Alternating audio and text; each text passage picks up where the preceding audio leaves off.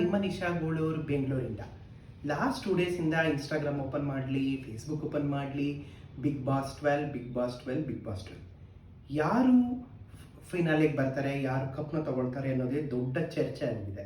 ಒಂದು ಕಡೆ ಗಿಲ್ಲಿ ಇರ್ಬೋದು ಅಂತ, ಇನ್ನೊಂದು ಕಡೆ ಅಶ್ವಿನಿ ಇರ್ಬೋದು ಅಂತ, ಅದೇ ಒಂದು ಹಾಟ್ ಡಿಸ್ಕಷನ್ ಆಗುತ್ತೆ. ನಾನು ಕೂಡ ಬಿಗ್ ಬಾಸ್ 1 ಬಿಗ್ ಬಾಸ್ 12 ತನಕ ಎಲ್ಲ ಸೀಸನ್ನು ನೋಡ್ಕೊಂಡು ಬರ್ತಾ ಇದ್ದೀನಿ. ಅನ್ಫಾರ್ಚುನೇಟ್ಲಿ ತುಂಬ ಸೀಸನಲ್ಲಿ ಮಹಿಳೆಯರಿಗೆ ಅವಕಾಶ ಸಿಕ್ಕೇ ಇಲ್ಲ.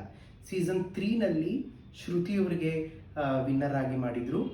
ಅದು ಕರ್ನಾಟಕ ಜನತೆ ಅನ್ಬೋದು, ಬಿಗ್ ಬಾಸ್ ಟೀಮ್ ಅನ್ಬೋದು, ಕಲರ್ಸ್ ಕನ್ನಡ ಚಾನೆಲ್ ಅಂತ ಅನ್ಬೋದು. ಬಟ್ ಒಂದೇ ಸತಿ ಹಿಸ್ಟ್ರಿನಲ್ಲಿ ಶ್ರುತಿಯವರು ಗೆದ್ದಿರೋದು. ಈ ಸತಿ ನನಗನ್ಸುತ್ತೆ ಅಶ್ವಿನಿಯವರು ಗೆಲ್ತಾರೆ ಅಂತ, ಮತ್ತು ಗೆಲ್ಲಬೇಕು ಅನ್ನೋದು ನನ್ನ ಪರ್ಸ್ನಲ್ ಒಪಿನಿಯನ್ ಕೂಡ ಆಗಿದೆ.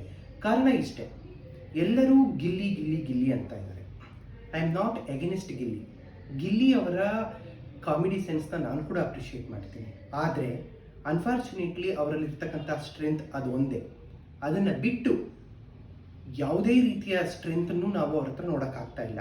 ಆದರೆ ಅಶ್ವಿನಿಯವರವರು ಟಾಸ್ಕಲ್ಲಿ ಚೆನ್ನಾಗಿದ್ದಾರೆ, ಬೈತಾರೆ, ಬೈಸ್ಕೊಳ್ತಾರೆ, ಹೇಳ್ತಾರೆ, ಬೀಳ್ತಾರೆ, ನಗ್ತಾರೆ, ಅಳ್ತಾರೆ, ಎಲ್ಲ ರೀತಿಯ ಎಮೋಷನ್ಸ್ದು ಮಿಕ್ಸ್ ಅಂತ ನಾವು ಹೇಳ್ಬೋದು.